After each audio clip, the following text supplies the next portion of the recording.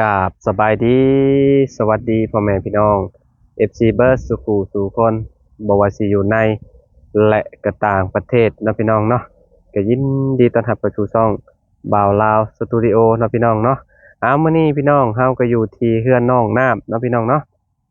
เข้ามาเฮือนน้องน้ำพี่น้องเนาะพอดีว่าอ่าคนอ่าบ้านเนาะพี่น้องคนบ้านประตูเนาะพี่น้องมาให้เบาตูนเพิ่นพี่น้องเนาะพอดีว่า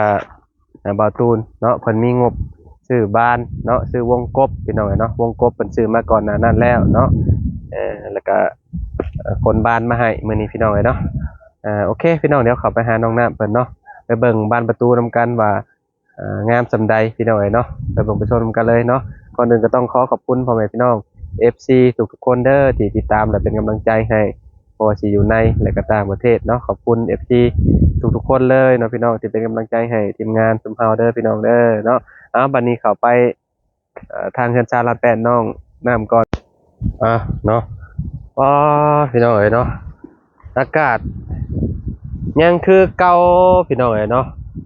หนาวคือเก่าเนาะเอ่อยังลมบึ้นอยู่ยามแรงก็เย็นพี่น้องเนาะจนบ่อยากอาบพอน้ำพี่น้องเนาะหนาวเลยเดือนสี่ลาวใกล้สิเบิดแล้วก็ได้เนาะยังหนาวอยู่หนาวยาวนานขนาดเลยเนาะปีนี้เพราะว่ามากไหม้ก็ค่อนข้างสิเป็นหลายพอสมควรปีนี้พี่น้องเนาะดกบ่ฮู้ว่าผลสิดีส่ำใดเนาะเอ่อมื้อนี้สร้างบ่มาอีกคือเก่าพี่น้องเนาะพอดีว่าเพิ่นโทรมาหาเฮาเพิ่นบอกว่าลูกน้องเมาข้างว่าซั่นเนาะงานดองพี่น้องเนาะงานดองก็เลยพากันเมาก็เลยบ่ได้โดยเอาคือการขอบใจคือกันเอ่อ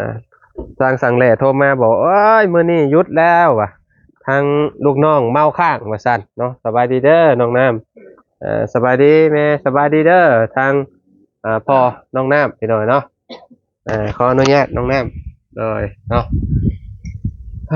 พี่น้อยเนาะเสียงเก่ายังคือเก่าอยู่เนาะยังแบบเอ่อน้ำมูกตันดังอยู่เนาะตอนเช้าคือว่าใครได้ตอนเช้าคือว่าตัวเองรู้สึกว่าตัวเองเว้าแบบมันสิเสียงบ่อยากอันนั้นปานใดบัดพอสวยมาผัดกลับมาเป็นคือเก่าโอ้ยเนาะแต่จังว่าจังใดอากาศก็เนาะครึ้มคือฝนสิตกพี่น้องเนาะมีลมอยู่เนาะไปขึ้นไปเฮือนๆก่อนพี่น้องเนาะไปเบิ่งบานประตูน้องน้ำก่อนเนาะเอ่อบานงามๆพี่น้องเนาะเอ่อคนมาให้ประตูนมื้อนี้พี่น้องเนาะจอดตรงนี้เลยรถก็ได้เนาะเออว้าวสวยงามพี่น้องเนาะงามคักอีหลีนี่เนาะเอ่อละเอียดแฮงอีหลีนี่เพิ่นเฮ็ดพี่น้องเนาะแบบแทบสิบ่มีเสียดเลยพี่น้องเนาะทาอันสีเข้าไปมันก็คักแน่นี่เนาะจะทาเป็นบ่น้บ่ฮู้ำฮะบ่ฮู้พ่อจะทาเป็นบ่เรียนก่อน เรียนก่อนบ่ โดยบ่เคยท่า เพราะว่ามันสิยากหยังมีแปรงแล้วก็ทาจุ่มแล้วก็ทาไปทามาเนาะเขากะว่ามันได้แล้วเขาก็ย้านี่สมมุติว่าเฮามีสีนี่มาจุ่ม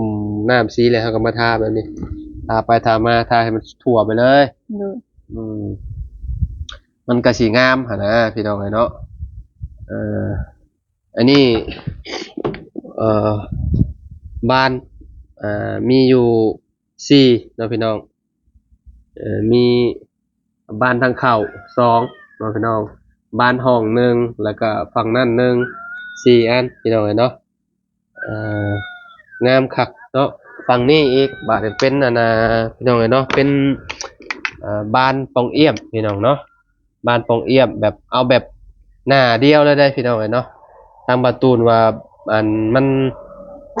โตที่ว่ามันเป็นหลอกๆให้มันเบิดพี่น้องเอ้ยเนาะอันนี้มันสิแพงกว่าตัวเป็นหลอกๆได้มันเป็นหลอกๆตัวที่เป็นหลอกๆก็ได้เป็นหลอกไผหลอกมันน่ะเด้พี่น้องเนาะนี่มันสิเป็นแบบจึ๊บแบบนี้เนาะแล้วก็เป็นแบบนี้เนาะแต่ว่านี่หน้าแบบนี้เนี่ยงามพี่น้องเนาะเวลาเฮา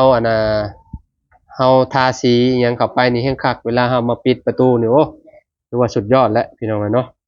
เจ้าว่าเป็นอะไรนะ งาม งามเพลงบ่ โดย ทีหนึ่งในใจเลยบ่เออง าม งามเนาะ โดย อืม ใช่งาม เรียบคักอะลีพี่น้องเนาะเพิ่นแบบเพิ่นคัดคักอะลีล้อนี่บายแทบสิบ่มีเสียนเลย เนาะงามคักเออเจ้ามักสีหยังนี่ประตูนี่ สีใดเขาว่างามเอาสีนั้นเคยบ่ฮู้เลย ฮะ สีใดงามเอาสีนั้น สีใดงามเอาสีนั่น โดย อ๋อบ่เอาแดงเข้มเนาะ โดย เอาแดงเข้มนี่มาทาเนี่ยแล้วก็ขอบขาว ขอบขาวเลยเขาแนะนำเลยขอบขาวทาน่าสิโอเคพี่น้อยเนาะเจ้าว่างามบ่แดงเข้มเพราะว่าเฮือนเจ้าอันโตอันผามันก็แดงบ่ได้แห้งหั่นนะ โดย เนาะ สีใดก็งามหมด พี่น้อยเนาะเอามาทางามแหละพี่น้อยเนาะมื้ออื่นอ้ายเดินทางเด้อมื้ออื่นเด้อ โดย เดินทางกลับปะแล้วเนาะเดี๋ยวอีกประมาณวันที่20กว่าไปแล้วไปสิมาใหม่เนาะจะมาหาสร้างพี่น้องเนาะ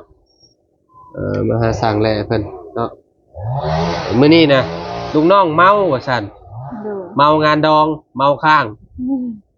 เอ้ยพี่น้องเนาะบ่ได้มาเด้อว่าซั่นก็เลยว่าเนาะบ่เป็นหยังให้เพิ่นพักผ่อนก่อนพี่น้องเนาะเพราะว่างานดองอยู่บ้านเพิ่นเด้ประมาณ2 มื้อพี่น้องมื้อที่3นี่เลยบาดมื้อที่4บ่ฮู้ว่าสิมาได้หรือบ่มื้อที่4ก็ได้บ่ว่าสิมาบ่ได้เนาะน้ำเนาะ โดย ก็บ่แล้วจักเทื่อแล้วคะแนนบ่มาแต่เรามาคุมื้อนี่โอ้ยแอมนี่มันอยากแล้วป่านนี้ แล้ว เนาะ เนาะ มันแอมนี่มันก็สิไวอยู่ได้พี่น้อยเนาะเพราะว่าเพิ่นมี4คนเด้ซอยกันแอมเนาะมีอยู่17อันตอนนี้เนาะน้ำเนาะ โดย 17อันพี่น้องเนาะ17บานเนาะบานตรงเอี่ยมบานหน้าต่างเนาะมีหมองนี้นำหมองนี้แรกๆก็ว่าสิเฮ็ดคือเฮือนน้องไซพี่น้องเนาะว่าสิใส่ลูกติ่งไปเลย แต่ว่ามันยามฝนเพิ่นว่ายานมันสาดเข้ามาแล้วยานมันเป็นอ่าไหม้หั่นนะไหม้มันเป็นหั่นนะมันสิแบบยานมันกรอบมันยังหั่นนะพี่น้องเนาะก็เลยว่าเอาปิดมุมนี้ซะเนาะแต่ว่าบ่ฮู้ว่าเวลาฝนตกนี่มันฝั่งนี้มันก็ต้องมาอยู่แล้วเนาะแต่ก็ยังคล้ายพี่น้องทางนี้ปิดเมียนเนาะฝั่งนี้มันก็บางทีมันบ่ค่อยอยากมาปานใดดอกพี่น้อง ค่ะเวลา เอาแพรบัตรก็ได้ แพรบัตรที่อ้ายชื่อมาครับน้ำพอดีแหละ กัน 6 เม็ดพอดีเนาะโอ้ได้การจ้ะแพรบัตรที่เฮาซื้อมาให้6 เม็ดพอดีเลยพี่น้องเนาะเวลาฝนตกเฮาก็เอาเสื้อผูกแล้วเฮาก็เอาลงแบบนี้เนาะโอ้เก่งฉลาดอยู่ได้นี่พี่น้องเนาะได้การในเรื่อง เดี๋ยวบัตรก็มีแล้ว แม่นแพรบัตรก็มีเลยก็อยากซื้อเมื่ออยู่เพราะว่ามันมีหูจับพี่น้องเนาะอยู่เขตจุมข่อยมันบ่ค่อยมีประเด็นมันมีแต่แพร่แบบนี้ฮะนะแพร่อันสีน้ำเงินแบบนี้แหละพี่น้องเนาะมันสีแบบบ่ค่อยมันบันไดเวลามันตากแดดมันกรอบขาดควกเลยอันนี้ใส่อันลูกติ่งมาเลยพี่น้องเนาะลูกติ่งสุดไปเลยแล้วก็ทางลงเนาะฝั่งนั้นเนี่ยเป็นถนนพี่น้องพวกหนองพูพวกเนาะมื้อนี้บ่ได้ไปใช้ตี้มื้อ มีเพื่อนมือก่อนจังไป มาเฮอไปใช้ ก็เสียยามัน แย่ๆมัน โดย เออเอาบัตรสร้างมาเฮ็ดเฮือนได้ซะ อีแม่ แม่อยู่บ่ โดย เออทีมงานสบายมาได้ซะบ่พอเฮ็ดได้ บ่หมดกับมึง ไปจักโมงจะมา ใส่เด้เขาเอิ้นเฮ็ดเขามา เออ ไม่กล้า เอิ้นก็มาเลยติ โดย อืมอืมอืมอืมพี่น้อยเนาะเอ่อดีใจนำน้องน้ำเพิ่นเนาะในบ้านงามๆพี่น้อยเนาะบานประตูสวยๆเลยเนาะตรงนั้นก็เป็นลูกเตียง3 อันพี่น้อยเนาะเอ่อก็พอเลยติตัวน้อยนี่เนาะตัวยังบ่พอบ่ได้สิพอเลยติเนาะ โมโห บ่พอกันน้อยหนึ่งนะไปเพราะว่ามันมีอยู่หนึ่ง เลย มัด2 มัด3 มัด4 มัด5 มัดประมาณ5 มัด6 มัดพู้นติเนาะประมาณ6 มัดพี่น้องเนาะ6 มัดก็ได้หลายอยู่เด้พี่น้องเพื่อนน้องไส้น่ะประมาณเอามาน่ะ10 มัด โดย 10 มัดมันก็เอ่อประมาณ50 อันเพราะว่ามันมีมัดหนึ่งมันมี10 อันเด้ โดย เออโอ้ร้อยได้เนาะโอ้ไปก็ได้เอออันนี้มันมี10 มัดเนาะ60เนาะ 7 มัดเนาะ มันมีแม่นถึงแล้วก็เว้า10 มัดพัน50บ่ใช่มันต้องร้อยเนาะต้องร้อยหนึงพี่น้องเนาะถึงแล้วเออพี่น้องเนาะแม่ก็บ่ได้ไปใช้มื้อนี้เนาะน้ำเนาะ โดย อยู่เฮือนอยู่เนาะอืมเป็นได้อาการเราเดี๋ยวนี้ ยังเจ็บอยู่ เจ็บอยู่บ่ โดย เฮ็ดเวียกหนักบ่ได้บ่ โดย เฮ็ดเวียกหนักหลายก็บ่ได้เนาะคือเบิ่งลาวคือสาวๆจังได๋บ่เบิ่งแม่จังได๋ คือเก่านะ เออคือเก่า โดย เมื่อวานนี่น้องน้ำเพิ่นพาไปเพื่อนน้องนางน้อยเมื่อวานนี่พี่น้องเนาะเพิ่นไปแปลภาษาให้เนาะน้องเพิ่นก็น่าฮักได้เนาะน้องน้อยๆน่ะเนาะ โดยงามใหญ่มากก็ ใหญ่ งาม มาว่างามน้องน้ำอะเนาะ โดย น้องเพิ่นก็เว้าลาวได้อยู่พี่น้องเนาะเพราะว่าเพิ่นเข้าโรงเรียนเด้เนาะมื้อนี้ก็สิเข้าไปหาน้องเพิ่นอีกนี่ก็บ่ฮู้ว่าเพิ่นสิอันนั้นบ่สิอยู่บ่หรือว่าจังใดเนาะ เขาอยู่แล้วเขาไม่ได้ไป สิอยู่อยู่เนาะ แม่ เพราะว่าเพิ่น เพิ่น ให้ เฮ็ดเฮือน ให้ไทบ้านนั่นน่ะมาเฮ็ดเฮือนให้เพิ่นต่อออกมาเด้พี่น้องเนาะ พี่น้องเขาอยู่บ้านพะลองมาเฮ็ดซอย ฮะ พี่น้องเขาอยู่บ้านพะลองนี่มาเฮ็ดซอย อยู่บ้านพะลอง โดย อืมไม่เฮ็ดเฮือนเท่าลาวครับบ่ อืม อืมเพราะว่าผัวเราเฮ็ดบ่ได้เนาะ โดย ขาขาดแขนขาดพี่น้อยเนาะถือระเบิดเมียคนแรกแล้วบ่ถือว่าตายเลยเนาะ ในครั้งแรกตายเลยถูกระเบิดน้ำกัน ถือระเบิดนำกันแต่ว่าเรารอดเนาะ โดย เรารอดแล้วเราคือมาได้กับอันแม่อันนี้เนาะ โดย เราคือได้กันได้แบบไหนนี่ก็ยังงงอยู่เนาะ โอ้โห คือว่าเก่งขาขาดเนาะเออบุญวาสนาเราสิได้มาอยู่นำกันเนาะ แม่ หรือว่าเราเอาตอนเราตาบอดบ่หรือแนวใด โอ้โห เมียนี่เนาะ ตาบอดเนี่ย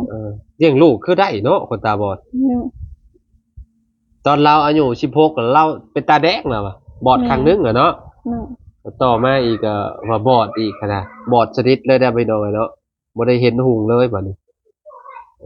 ไปใช้มาใช้ก็คือแบบต้องลูกสาวพาย่างจูงไปเข้าห้องน้ำห้องหยังก็ลูกพาไปเราก็ค่อนข้างสิเก่งอยู่ได้น้อยๆนะครับ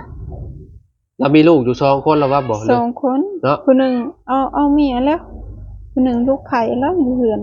อันที่ว่าอยู่ในเทิงเฮือนนะหาได้ลูกไผ่นะ โดย เออ ลูกก็จ่อยๆนะ ก็คือแบบเราเอาเมียแล้วก็มาอยู่นำแม่แหล้วเนาะ โดย เพราะว่าผู้ชายก็ต้องมาอยู่นำแม่แต่พี่น้องเนาะเรายังใครอยู่เนาะลูกใหญ่แหละ โดย ผัดยังเหลือเพิ่นผู้น้อยนี่แหละอนาคตแบบเพิ่นใหญ่เพิ่นก็ไม่มีครอบครัวอีกเพิ่นก็ออกต่างหั้นนะพี่น้องเนาะก็คือไปอยู่นำลูกนำผัวอย่างเช่นคือน้องน้ำนี่แหละเนาะอนาคตนี่คือแบบคือหลังนี้น้องน้ำสิบ่ได้นอนได้เด้นี่ต่อไปนี่สมมุติว่าจะเป็นผัวแหละเนาะ โดย เออไป มีผัวแล้วก็ห้องนอนเป็นของน้องหมดแล้วเนี่ย อืม อย่าเพิ่มเอา ไผสิมากโอ้ ว่าจะเพิ่มเอาว่าอยู่โดนก่อนอยู่จนอายุเฒ่าผม อายุเท่าอายุหยังก็ไผสิมักบ่ ฮะ บ่มีคนมักเนาะ บ่มีคนมากบ่ ดู เออผมมือนี่มีบ่ผู้บ่าวทามะลิ บ่มี ฮะ บ่มี บ่มีบ่ ดู อ้ายคิดว่ามีลมมีคุยอยู่หั่นนะ บ่มี บ่ ดู น้องน้ำเพิ่นอายุ22ปีเลยพี่น้องเนาะเพิ่นว่าบ่มีคนลมคนคุยเพิ่นว่า บ่มี เออเอาอยู่ดูแลแม่พ่อแม่นี่แหละซะเนาะอยู่นำพ่อกับแม่น้องนุ่งนั่นแหละเนาะฮอดมื้อมามันหักสิมาเองดอกผู้ชีวิตเนี่ยมันบ่ยากดอก อืม เนาะ ดู คิดอยากได้อยู่บ่ผัว ยัง ยังบ่ ดู คิดว่าอยากได้เลยยังอยู่เนาะเออเออเออเออเออเอาซะเนาะจังไดก็ดีใจน้ำเด้อน้องน้ำเด้อเนาะได้เฮือนงามแล้วพี่น้องเอ้ยเนาะต่อไปก็สิบ่เป็นน้องน้ำเฮือนเซเฮือนล่มแหละพี่น้องเอ้ยเนาะ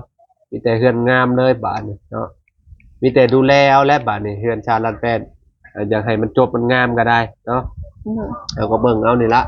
เนาะกันว่ามันบ่จบบ่งามก็ติช่างเพิ่นนำเด้อ อื เพ ม ราะว่าสุมอ้ายพากันกลับหลายได้ ดู มันเราก็บ่ได้เบิ่งน้ำเพิ่นน่ะนะพี่น้องก็มีแต่ฝากน้องน้ำมาและก็พอและเบิ่งและสำรวจเบิ่งเนาะกันว่ามันบ่งามก็สามารถติเพิ่นได้เพิ่นบอกอยู่ทางแหละเพิ่นบ่ว่าหยังดอกพี่น้องเนาะ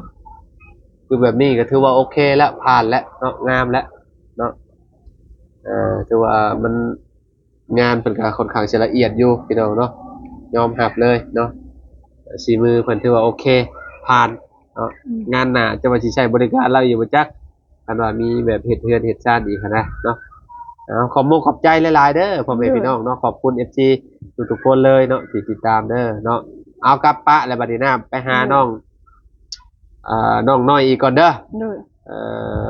ขอบมุกขอบใจหลายๆที่พาไปเมื่อวานนี่เนาะกันว่าบ่มีน้องน้ำกันลงคลิปคือว่าแล้วพี่น้องก็สิถามไปเรื่อยๆคือว่าแหละแต่ว่านี่เขามีคนในพื้นที่มันรู้จักแล้วก็เพิ่นพาไปเนาะประมาณนี้แหละพี่น้องเนาะอัปเดตมันบ้านเราเนาะบ้านงามๆสวยๆเลยเนาะไปซะขอบคุณผู้ใหญ่ใจดีเพิ่นแน่จักเล็กจักน้อยเนาะ ขอบใจทางผู้ใหญ่ใจดีเด้อสุขผู้สุขคน ขอให้อยู่ดีมีแห้งขอให้ร่ำขอให้รวยปรารถนาสิ่งใดขอให้ได้สิ่งนั้นสา โด ธุ ยเนาะปรารถนาสิ่งใดก็ขอให้ได้สิ่งนั้นเด้อพี่น้องนอนรับให้ได้เงินหมื่นนอนตื่นให้ได้เงินแสนเนาะไปแล้วเนาะพี่น้องไว้พ่อกันใหม่สบายดีไปน้องน้ำสบายดีเด้อ สวัสดี ไปพี่น้องเอ้ยเนาะขอบคุณพ่อแม่พี่น้อง FC บัสสุกุทุกคนเด้อที่ติดตามและเป็นกำลังใจให้เด้อพี่น้องเด้อเนาะเอาสำหรับคลิปนี้เนาะไปแล้วไว้พ่อกันคลิปหน้าสบายดีบัสสุกุทุกคนพี่น้อง